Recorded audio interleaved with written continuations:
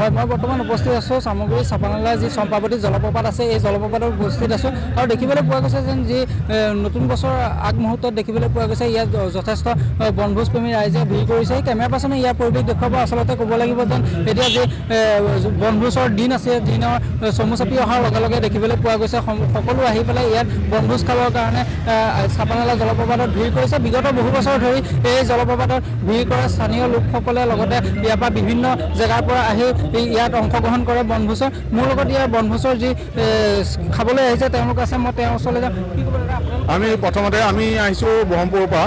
Proper Brahmapur আমি প্ৰতি বছৰ ইয়ালৈ আহোঁ। ডিচেম্বৰ আৰু জানুৱাৰী ইয়াত বিভিন্ন অঞ্চলৰ বিভিন্ন দূৰ দূৰণিৰ মানুহ আহি ইয়াত আহে। ইয়াকে চম্পাৱতী কুণ্ড বুলি কয় আৰু আপোনালোকে ইয়াত নিউজ কৰাৰ কাৰণে আমি ধন্যবাদ জনাইছোঁ, যিহেতুকে এইটো প্ৰচাৰ মাধ্যমে অসমৰ বিভিন্ন প্ৰান্তৰ মানুহবিলাকে গম পায় যে চাপানালা চম্পাৱতী কুণ্ডটো এটা প্ৰাকৃতিক সৌন্দৰ্যৰে ভৰপূৰ এটা বৃহৎ জলপ্ৰপাত আছে। এই জলপ্ৰপাতৰ কাৰণে বিভিন্ন অঞ্চলৰ মানুহ ইয়াত পিকনিক খাবলৈ আহে আৰু সৰস্বতী পূজাৰ পিছদিনা ইয়াতকৈ বেছি ডাঙৰ মেলা এখন ইয়াত হয়।